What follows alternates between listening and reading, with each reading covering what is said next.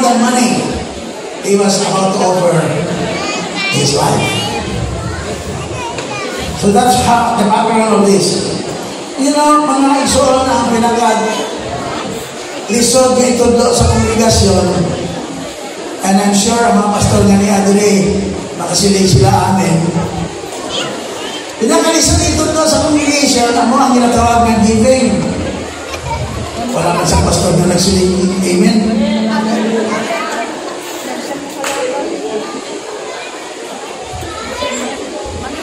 Most difficult thing to do as part of pastoral ministry is how to raise up the church to be givers. Hantod ka. Hello? So pastors would invite someone to teach giving in their own church. Kaya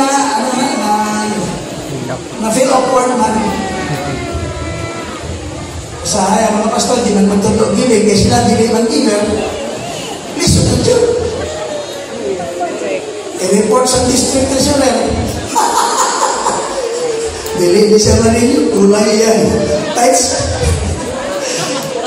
So, may mga factors that makes the learning of giving to be difficult, not only to teach, but also difficult to learn. Pila sa inyo nga natawo ka mo nga giver na kamunaan, taas ka mo. Tanang nga tao, halis pagkabata, they are all suckers. Natiti mo, nasusod. Saan ko ni suckers? Gusto natin mag-receive na mag-receive. Paul mentioned in verse 15, 14-15 na, ingon siya nga, you there in Philippi, of all the churches in Macedonia, when I set out early days of this mission, ingon siya nga, you are the only one involved in the matter of giving and receiving. Amo na background sa Philippians, the Philippines pa no? Ang background nila, sila munang city sa Macedonia. Dito gipakato sa Holy Spirit si Paul, makato sa unta sa Asia Minor, makato sa unta sa Achaia. Ingon sa Ginoo, sila lang yung schedule dito kato sa Macedonia. Macedonia is Europe. Europa. Pagkabot dito ang unang city nga napuntahan ni Paul, Philippi. Kaya dito sa Philippi, siguro kung kita si Paul o bagita ni Paul, ingon kita na Paul daw, nagsayo pa ng Holy Spirit sa ato pagpadala diri. Ngayon na priso man ta diri. Nagrayot. Mga istorya, nagrayot dito sa Philippi, kaya may cast out na demon. Nindot ang tatlo demon ba? Sino gusto nga mag-angkon sa demon nga nag-promote sa imong ministry? Wala din sila gariak sa akon ba lang? Hindi ko sa akon ilogo. Grabe ito na demon yung kaya iya kami ni Iya na pag-operate niya, may ingon siya sa tibulong kasyudad dito sa Philippi. Maminaw mo! Kining mga tao nga nila diri because they will teach you how to be saved. Di ba maayon na Jerry na demonyo, no? Uyog-uyog si demonyo, na-promote ikaw ba? Huwag mo mensahe. Pero hindi man pwede nga pa intraw na ito ng demonyo sa ito ministry. Tadaan mag-iwan namin. Kung karoon pa ito siguro, hindi na ito pag-video ko. Sige, demonyo ikaw, ang kilahan. Ikaw promote sa ako, tadaan karsalan, bisa ako magkatid mga barangay. I-anunsyo nino. Tapos nito, that's the case. Nagrayot kay ginapatahanan ko nila itong babae nga di mag-possess. Di na-priso sila. Dito sa prisuhan, wala din siya nag-gossip, nag-complain na Silas, tinuod ba niya? Na-confirm mo ba itong tingon sa Holy Spirit? Diba ito sa Macedonia? Na-jail man ito dito ba natin? Wala. Instead, tingnan si Paul na, Silas, let's just sing and praise the Lord. That's what happened. So nagdayo sila, nagpasalamat sila sa Ginoo. In everything, give thanks. Dala mo na makita. Praise God. Amen? In everything, give thanks. Kasasalanan siya. Walang kaigon ka for everything, give thanks. In everything. Not for everything, but in everything. Every instance, every circumstance, every event, every situation, hard, good, joyful, sad events, in everything, give thanks. Napakanato natin Ginoo. So, diha mo ng background sa inyong storya. It is difficult to teach about giving, but there's an alternative. Bilang pastor na tunan ko, it's better to teach people thanksgiving rather than giving. Pastor, you take a hint. Teach your people thanksgiving. It's very easy for them to give when their giving becomes thanksgiving. I am convinced that God is not in the business of raising funds.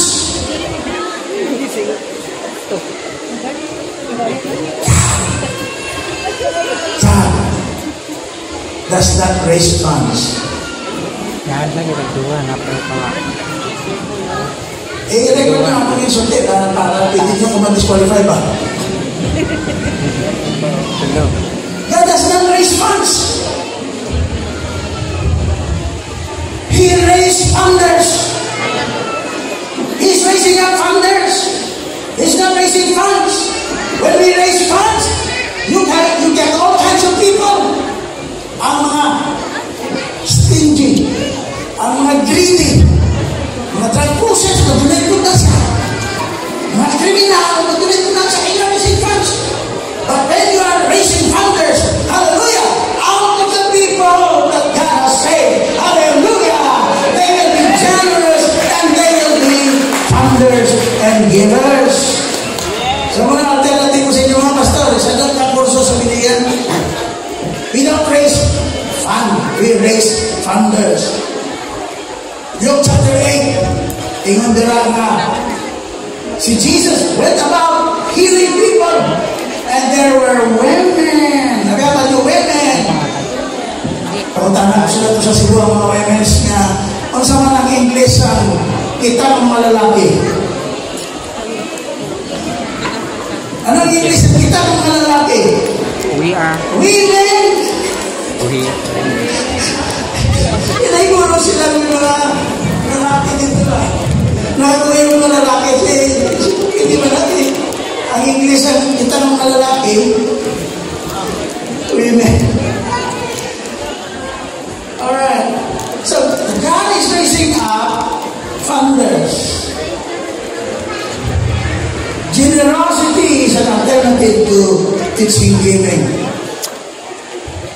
I don't teach per se giving, I teach people to be generous. I raise up people to become funders of the work of God. Luke chapter 8, ang mga gihilway sa mga demonyo, mga kapatayan, they are women of substance. Kaya mga opisyal ng mga bana nila. Sila naman ang wallet holder. Sila may ATM card. Hallelujah. Amen. Ingon that they support the ministry of Jesus. Jesus did not raise funds. He raised them up. Hallelujah. And these people are giving out of thanksgiving. Kuha na ninyo na. Alam mo naman. Tapos na ako siya po. Wow. Listen, until your giving becomes a thanksgiving, you will never enjoy giving. Let me say that again. Unless your giving becomes a thanksgiving, you cannot enjoy giving. You cannot be a cheerful giver. Only cheerful givers are loved by God. One time nagwaling ko pala, yung God loves a cheerful giver. Gilbit nila sa mga tao sa ruas pa. Pag sa giving time, gikan dito sa sila na. Sayo sila. So religious. It's a full man. God loves a cheerful giver. Dili, pagdawatan lang sa ginawa yung giving in its value, kung naposmod ka. God loves a hilarious giver. Kung ang inyong giving din ng thanksgiving, giving will be a burden. Giving will be an irritation. Giving will be an offensive subject to talk about. Kaya naman, receiving, okay, pero giving din ito. Kaya receiving is me, receiving is okay. Giving is me, giving out. I don't like giving out. I like getting in. And I don't like responsibility. I like receiving. Hindi mo? Amen. Mana ba mga pastoralisyon magtulog sa giving sa invitations? Tapos ako din nyo, gamitin ang alternatibong medisina. Hallelujah. Ang mga una ko ng mga membro sa Group Leaders, ang mga salakyan sa tulong sa among church, bisikleta, nadaan pa, na kung napilasa ka sa bisikleta na matitanos ka. Although, tanong mga sipon, walang itsing ang to. Walang itsing. Sila nung nasalakyan, walang gata. So, dala ko nag-upisa. Nasa island. And I learned that God wants to raise them up to be founders. And for God to give them that ability to be founders, God had to give them wealth. Wealth. Paborito nyo na mga pastor na, paborito nyo na 2 Corinthians 9, di ba?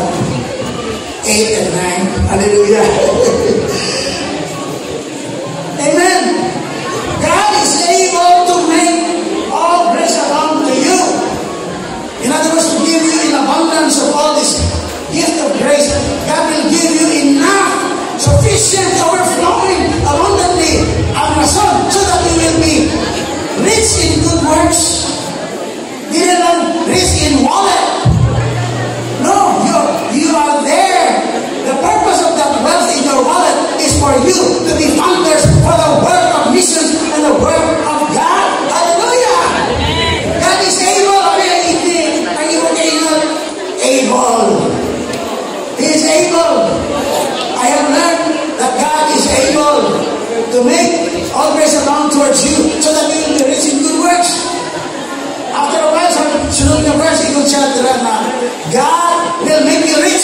Siya sa 1984 NIV. God will enrich you, will make you rich in every way. Not in limited way, in every way. So that at all times, not just one time, not just yearly, it's daily. So that in every day, in every time, you will be rich in good works. Doing all the things that you can do with enough resources. Amen. Hallelujah. Ito dati church planting. Grabe yung method ni Jesus sa church planting. Matthew 10, Luke 10, Luke 9. Ingon si Jesus, when you go to a city, first step. Ano sa mga first step? When you go to a city, first step, find the man of peace. Why is that a good method? Because the man of peace, ingon pa si Jesus, he has a house. Stay there. He has food. Eat his food. He has a lot of friends. Reach out his friends. Make that house your headquarters. Don't go house to house. Kung kunta, dito ka visitation sa upan. Kung kunto, dito naman sa upan na malaki. Visitation ka naman dito. Kaya di ka man yata. Kung na yung malaki ka kunta. Ingon si Jesus, stay in that house.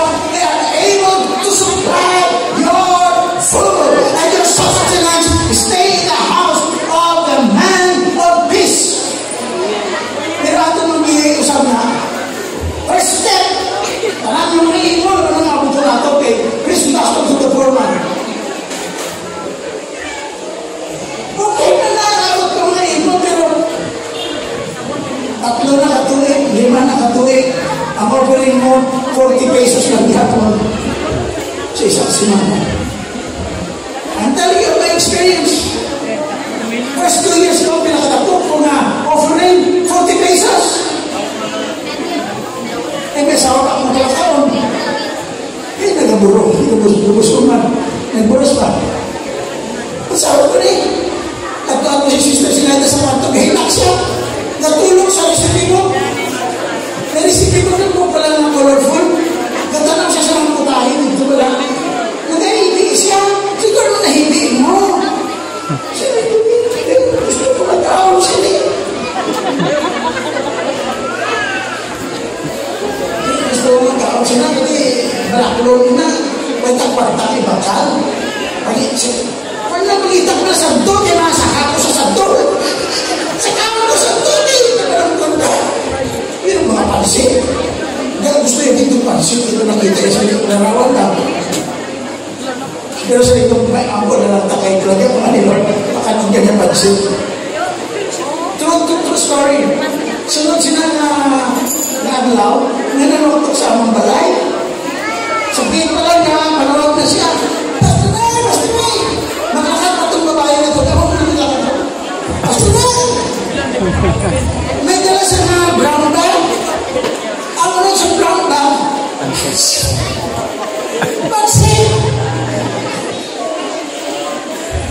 Abalong ginoo ang pansin na pag-interviews na sinayo.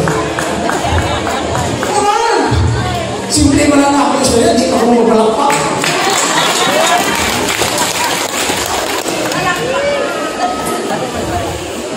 Do you know that the matter of giving and receiving is a normal activity of a faithful missional church?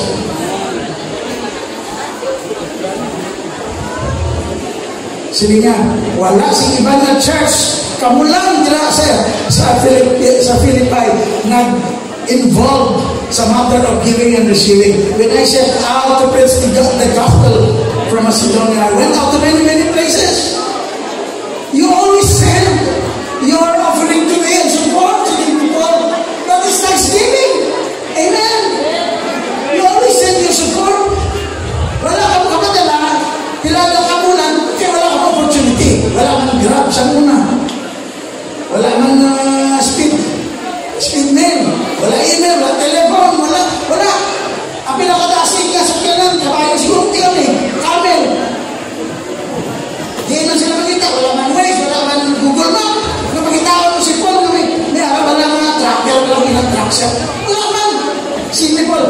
You want to help me, you just lack opportunity.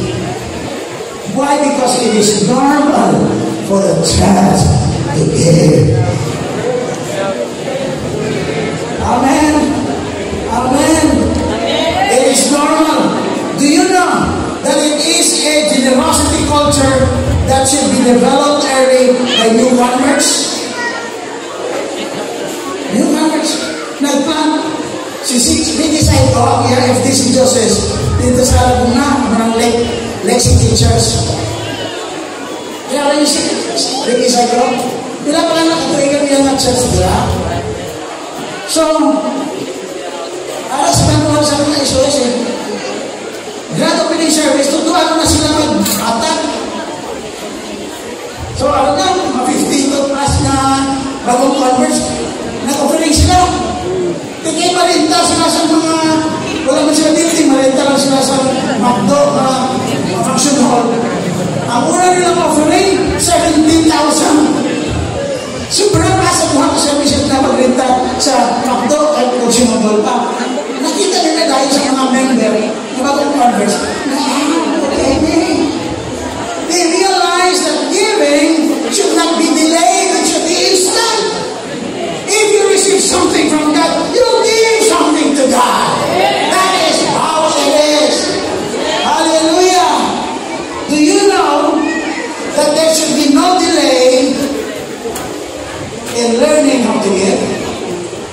Do you know that if others are not doing it, if others are not giving, that should not stop you from initiating it? Umpisahan mo hindi ka ba yun sila wala tayo nakakata, ako pa? Hindi na ako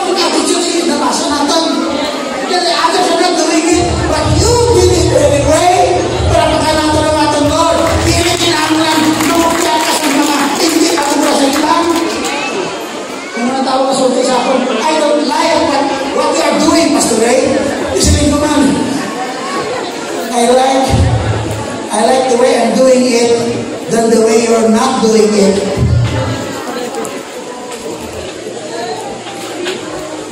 Tell your neighbor, I like the way I'm doing it than the way you're not doing it. Because not doing it is also doing. That's your problem. Palapakan natin ang Lord. Now, ano ang sikreto? Giving and then receiving. Giving and receiving. The power between giving and receiving is called thanksgiving. The perpetual power of thanksgiving. Thanksgiving has perpetual power. Because if a person gives and the recipient begins to appreciate the effort, to thank him for the effort and the sacrifice given, ay naghatag siya. Nag-give away siya. If that is appreciated through thanksgiving, ang thanksgiving nag-promote siya ng giver na maghatag sa more.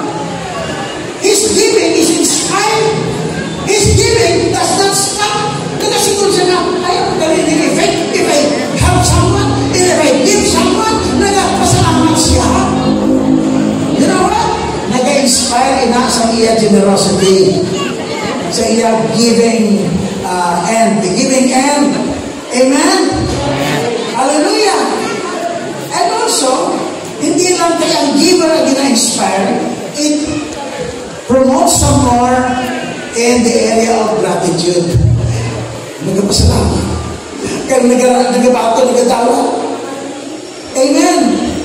Gratitude and generosity. Besok di ano nyo, gratitude and generosity.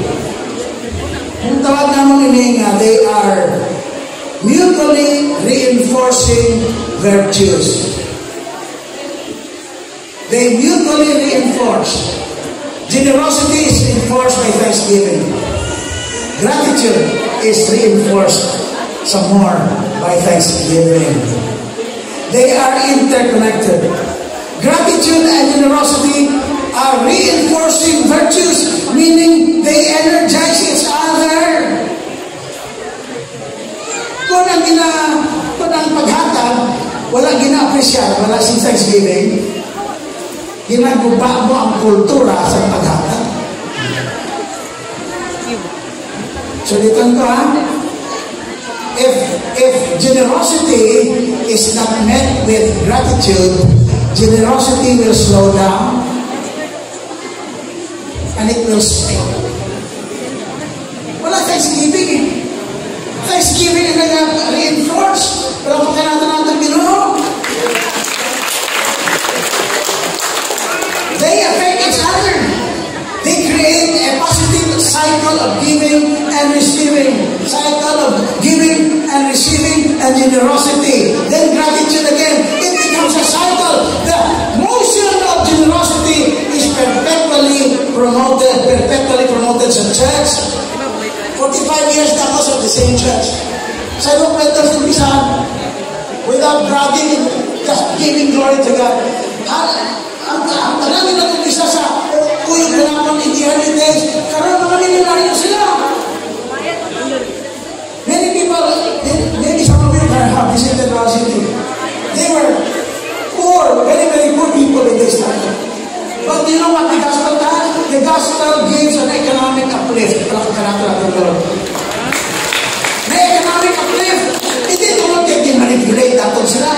Gininto-into natin sila o nagparapol-rapol kita para kung maghatag sila. May ganansya sila. Wala. Na-develop sila ang I receive from God. I give to the work of God. I give to the people of God. Hallelujah. And then when it is met with thanksgiving or gratitude, hallelujah, they become a perpetual giver, generous givers. Amen. By the way, these are all being taught in the Bible. Do you know? Because the last days, ingat si Paul, terrible times will come in the last days. Why? Because people will be lovers of themselves, lovers of money, lovers of pleasures, more than lovers of God. They are disobedient to parents. They are so dishonoring. They do not love the good, and they are unthankful. You know, the characteristic of the last days generation, why it is very, very difficult, is because they are not thankful. Tanong ninyo yung sarili, nga ginikanan sa mga pagbati ninyo, tanang kang kinabuhin ninyo, pagtalin mo, sakripisyo ninyo, tulog ninyo, mag-sacrifice, para sa mga bataan ninyo, mag-espira, maging professional. Pag nag-professional sila, may trabaho sila, they forgot about you. No thank you. Two powerful words in this kind of relationship. Two powerful words. Yun yung gusto mga makalansin eh. Simple, two powerful words. Let's say it. Thank you. Thank you. Unthankfulness kills a culture of generosity. Ang kultura na may natagong mapatay siya kung wala si thank you. Sino sa inyo nakipalo nga ang Diyos mapatay ko sa inyo? Jesus said, I am coming soon and my rewards is with me. Ano sa mga rewards na ang Diyos sa pagbalik din ni Jesus, may reward siya sa tanang faithful people. Hindi rin isulti. Pagbalik ni Jesus, wala sa pagdadala sa kailan siya sa kabayo. Ang dala niya, rewards. So being thankful is godly. Amen? Hindi thankful, wicked. Si Jesus nagsulti ano? He gives rain to the wicked and the unthankful. Wicked and unthankful, they are just joined together in one sentence by Jesus. The wicked and the unthankful. Amo na mga iligong mga sa church. Atong promotar ang thanksgiving. Ang pagkamapinasalamaton, taas-taas tayo, Lord ba? Pagkamapinasalamaton. Ano na sa Subano? O ba? Muna tingali nga, dili na ito na ginawin na ang words ba? Thank you na lang. Wala sulti sa thank you, wala ka pupunta. Amen. Being unthankful is always wicked. Kita ang kinakadabati ko. You pour out your life on a person. You give him all the support you have. All the allowance and all the compliance.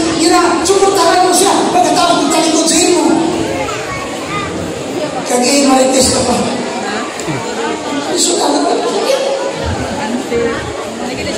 But it should not stop you from doing good to others as well. Correct, hindi? Correct, hindi? So, they affect one another, no?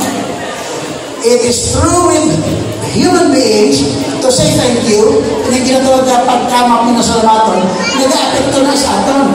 But it also affects our relationship with God. Tawagan lang ninyo kung ano sa... Nga naman kasi Moses wala kasunod sa promised land. Kaya nasuko siya. Sa mga membro sa iyang simbahan, sa iyang congregation in the wilderness, nasuko siya. They grumble, they complain, non-stop. Nag-react sa pastor Moses. Imbis na sundihan ng bato, iyang nag-hampakan para magawa sa tubig. Inalang ang tatang bato, yung nakikita sa ba? And so as a result, na God was dishonored, na suko si pastor. Sa mga complainers. Yung complainers na ba sa church? Kasahin mo lang na sila, hindi na sila givers. Amen. They criticize everything. Sa among church, kung gossiper ka, kung marites ka, cancel din mo membership, balik ka to sa Baptist. Hallelujah. After naman yung membership. Maraming gossip. Yeah, culture naman, walang gossip sa church. If you want to do suggestion, you can come to us. Let's talk about it. Let's start a conversation, praise God. Let's find solution. Not to criticize and slander, put down people, and belittle your pastor. Si pastor di ba nakamalangit? Kaya nasuko naman. Alright. Kita na rin yung illustration. So, ano yung lesson natin? Ang lalong na lesson sa Gitsulat ni Paul, yung basa natin, maukini. The importance of gratitude as response to the generosity of the Philippian church. What are the lessons? Number 1, 5 lessons na may. Dayon ko lang ay init na tayo. Number 1, gratitude always recognizes the giver. Gratitude always recognizes the giver. Ingon si Paul, verse 10, I rejoice greatly in the Lord that at last you renewed your concern for me. Indeed, you were concerned, but you had no opportunity to show it. Ingon siya sa verse 14, yet it was good of you to share in my troubles. Moreover, as you Philippians know, in the early days of your acquaintance with the gospel, when I set out from Macedonia, not one church shared with me in the matter of giving and receiving, except you only. You na-recognize, kung magpa-thank you ka pala, you na-recognize pang giving. Hindi kayo nakalimutan mo isa, o una-una siya pala, hindi naman yung bidasyon ko supportalan ako. Bata mo ako. But if there is thanksgiving, look at those children. The children will always go back to their mom. Thank you for the pulaw na wala ka lang natulog. Sige na bata, sige na, kasi the food, hindi pa po para sa amin. Mom, thank you. Dad, thank you. It is recognizing the giver. Kilala mo that what they give really matters. The sacrifice they give is very, very important. Praise God. So district is right now namin district. Kinahamin sila ng award. Ang manigin ang award. The highest titles. Sino makalingon din na highest title kapuntanan kita lahat ang 10%.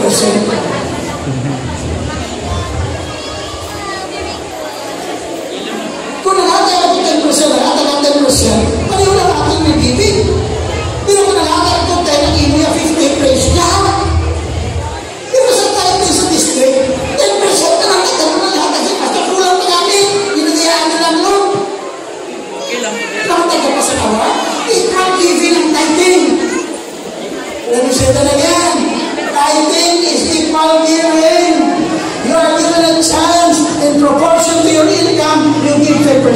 That is equal to the proportion of 10% of my income. Income share nila to. Just say thank you. Yung kumakakas sila sobra-sobra, kinalahan sila i-improve ang pag-acknowledge sa ila. Amen? Amen. Diba si Jesus yan, don't let your right hand do what your left hand is doing.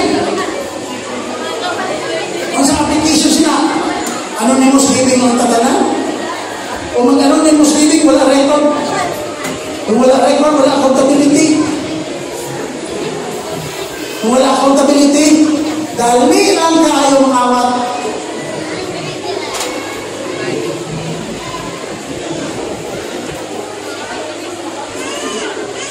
Gusto kinahanglan dito mga isimbuhan na Philippians is a receipt. Kaya kinahanglan nga Philippians is a letter of receipt. Iyon siya, thank God you remembered me. I have received from Epaphroditus the things that you have sent me. It is a receipt.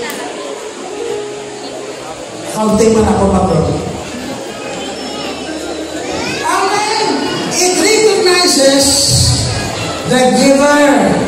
Siling Paul, verse 14, you have done well to share in my troubles. It is a heartfelt appreciation. Ginrecount niya ang ilang pagka-consistent. Sabi niya, you give to me, you send to me again and again. This time, wala ka kakadalas doon. You have no opportunity. It recognizes the regularity of their giving.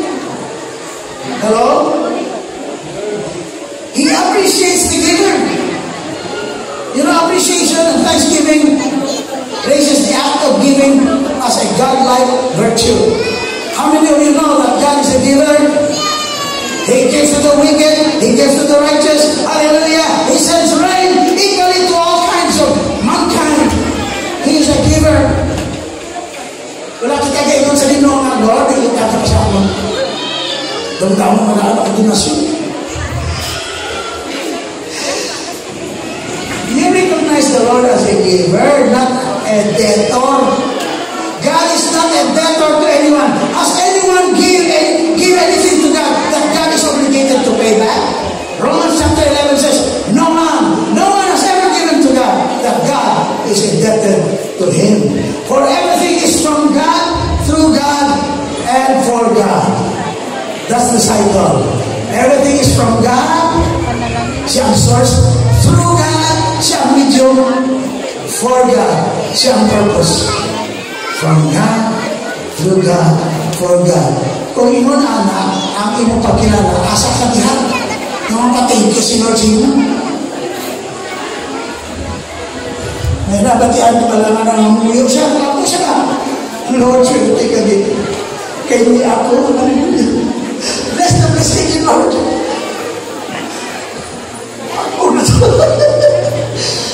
God forbid. Gratitude appreciates the giver. Gratitude recognizes the giver as grace endowed.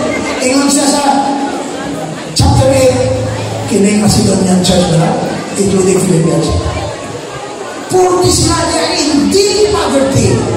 Number 2, they are in great persecution and difficulties. They are being troubled around them. Pero, sarili ko, gipilit nila ako na dawato ng ilan na gift. Mga pastor, pinaanan tayo, nagdabarang di mo pag-dawato, no? Ang gift sa isa kayo, public tayo. When I went to Bible College in Cebu, wala siyang nag-sponsor sa ako ng church ko, nag-remote kayo mong nagasuko, ang pastor naman, ang Giri. Nasuko kayo, dala ko ng people lang, mga leaders there. Yung isa siguro sa sarili niya, malakatong to, at your own expense. So, wala akong balita. Ganagatan sa akong siyang kahasang gitara mo lang. Grabe ko magsulat ko sa IPC. Nabalakpak ng mga senior student, mga junior to senior student. May musician na mapa-enroll. Hallelujah! Wala silang kabalo ng mga lago, mga damit na dala. Di wala akong gitara na dala. Hindi hatak kayo, wala akong gitara. So, ang naghatag sa among community pa ato sa Emmanuel Bible College, mga ginagay ko sa diyan naman dito sa Central Market, kabaligyan sa mga kamatis, mga sibuyas, yung tipo nila, mga ganansya, yung buhay na nila, ilang lastuson sa balay nila. Pag ginatag sa amon, when I held those money, walang di ko pwede. Pag-gustusan ko lang sa tibig talagang nag-inuman siya, nauhawa ko yung tagahan siya tubig sa mga tinawag niya, nag-risk ko sa bilang kinabuhay dito. Pag-atag siya kinulan, alam niya pala na gininom. Naiwan na lang ang time. Si Paul ko natin dapat gawato ng mga offering sa mga Macedonians. Ikaw pero naminikit, ikaw sa Macedonians, tagailan kami chance. Hallelujah! Nga makashare man kami sa ministry, sa pagbulig sa mga nagkinagutom dito sa Jerusalem. Give us a chance. Let us share in the ministry of helping those who are hungry. Palapakan natin ginawa. So gratitude is like that. We express thanks and encourage them again and again for the effort. You know that effort matters. Not thinking about the size. The effort. Gratitude strengthens generosity. Let's go to number 2. Gratitude highlights God's provision. Ang pagkamapinasalamatan,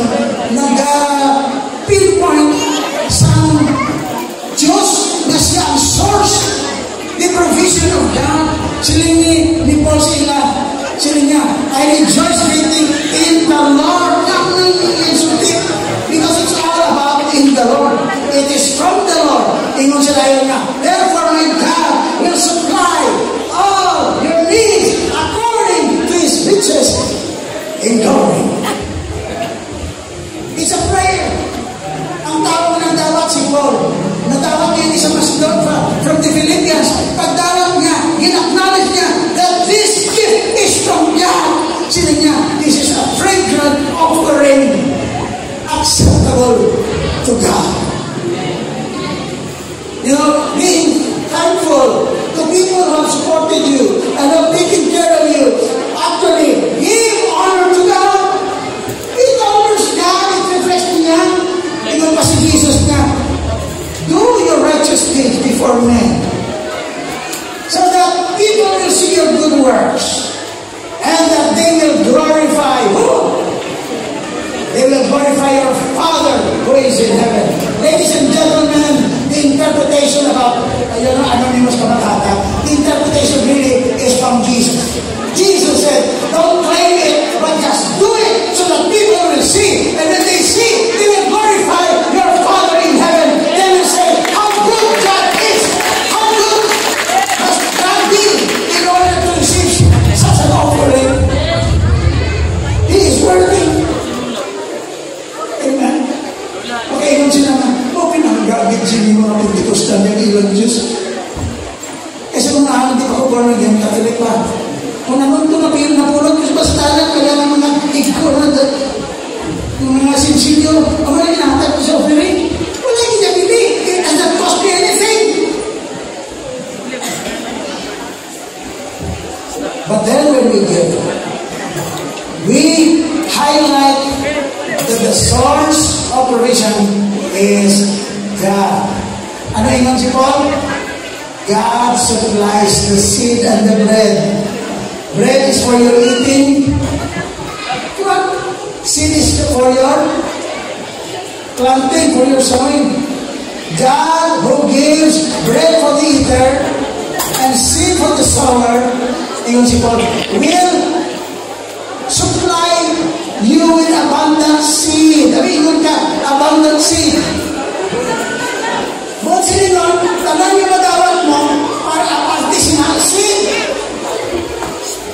Part of that is seed, part of that is bread. Dili ka 100% bread. Let me say that again.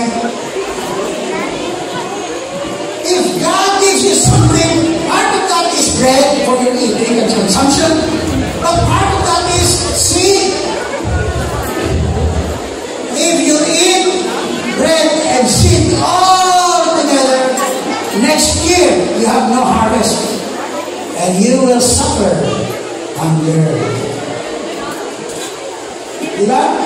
So, highlight natin ang Diyos ang nag-provide. Let's go to number 3. Gratitude inspires generosity. Always, na-mention na natin na, it fuels generosity. Glory to God. Ingon si Paul, so you said something to me. I mentioned this I'm mentioning this in this letter, not because hindi ko sa pabalik-balik, no? Kadungog-dungog ka. Ingon sa pastor, Brad, kadagin sa imo manong, no? Kami balawag na. Para na. Ingon si Brad, no, dagat lang sa ganito na. Ito ng manong, ito bulang ito na. Baksa to, kinakay sa pastor, nalipay si pastor. Sabi si pastor, Brad, thank you, kasi ni manong, ha? Hindi, may kapalas. Kung may takwag, ala,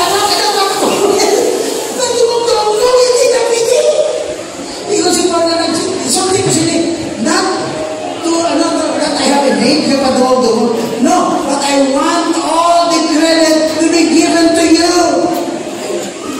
That's what Paul is saying. That the credit will be to you, you'll be credited for this gift. Hallelujah. Pagkarata to Lord. Ang kaya sila ay credit sa ila para inspire pa sila to give some more. Amen. God is concerned with saying thank you to you. In the last days, Jesus will separate the goat from the sheep. To the goat, he will say, depart from me, you doers of iniquity. I was hungry, you did not give me food. I was thirsty, you did not give me water to drink. Naked, you did not clothe me. Sick and in prison, you did not visit me. Depart from me. He will say to the sheep, well done, good and faithful servant. Enter into the joy of your Lord. Because I was hungry, you give me food. I was thirsty. You remember that story? It's about rewarding. It's about acknowledging and giving thanks to people who have done it to the Lord.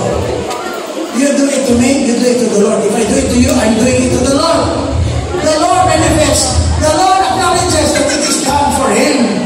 Palapakan natin, Lord. It inspires generosity. Give and it will be given to you. That's the final statement. Give and it will be given to you. Good measures. Press down. Shake it together. And running over. Do you still believe that?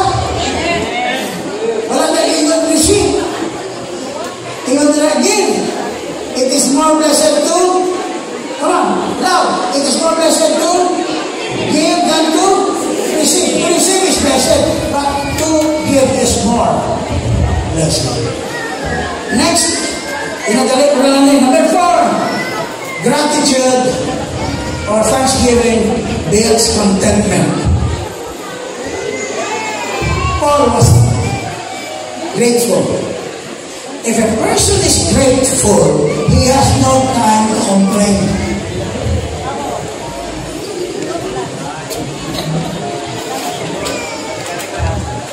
When I started in the ministry, I am never a complainer. Gibutan ko din na sa lawas ko, I won't complain. I will not even let my wife know about my complaint. Kung wala sin ang yun to, hindi ko mag-complain. Tapos kailan ko, praise God, hallelujah. Ito, ganun ang atis dahil. One time nagluto siya sa panong COVID ka. Ang saan sa COVID dali, na wala ka ng taste, di ba?